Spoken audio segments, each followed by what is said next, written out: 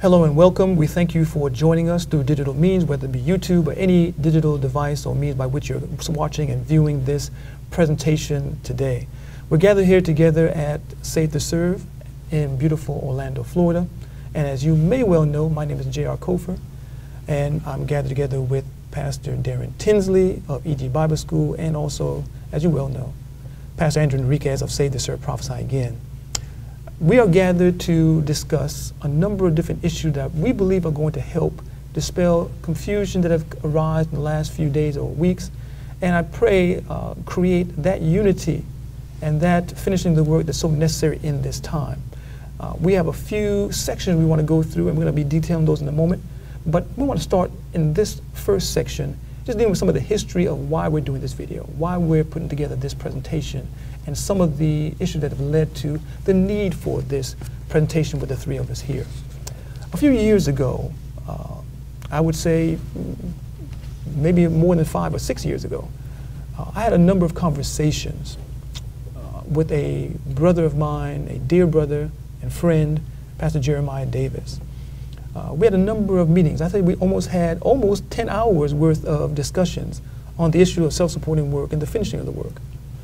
During these discussions, we talked about a number of things also that were mentioned by himself and also Pastor Moses Mason in a recent video that came out, a prophecy update that is now on the internet and people can watch and look at. In those discussions with Pastor Davis, those discussions were a result of him and his wife really seeking and desiring for me, a friend of theirs, they're good friends of mine, friends and workers in ministry. They wanted me to attend a camp meeting, and some difficulty come in because there was some question concerning the understanding of the work of the church, or the nature of the church. And when I asked Pastor Davis concerning this issue, he said that Pastor Moses Mason had an issue with what he perceives as my view.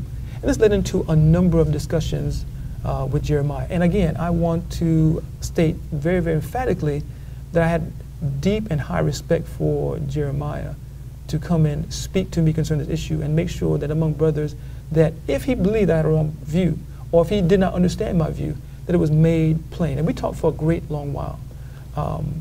Again, the issue was raised because, of course, Moses Mason had an issue. I have not heard from Moses Mason in over a decade.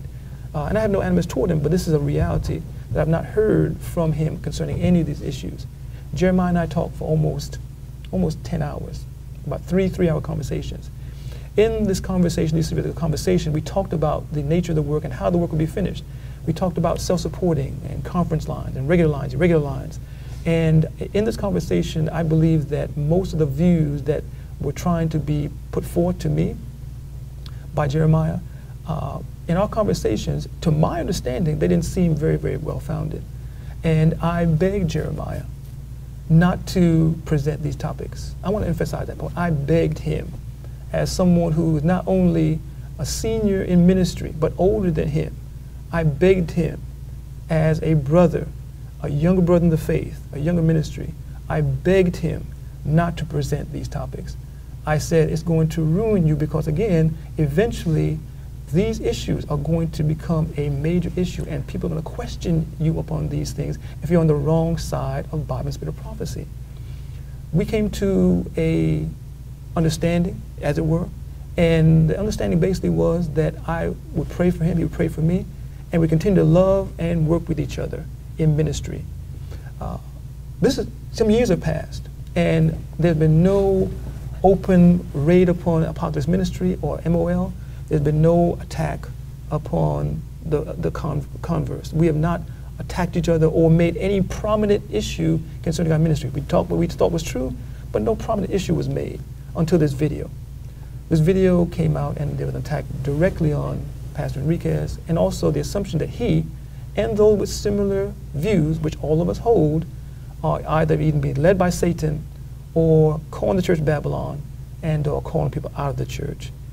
There's a need to deal and kind of clear those issues up and make sure that people understand clearly the work and role of Gospel of Health, the work and role of Save to Serve Prophesy Again, and the work and role of EG Bible School and the reflective ministers.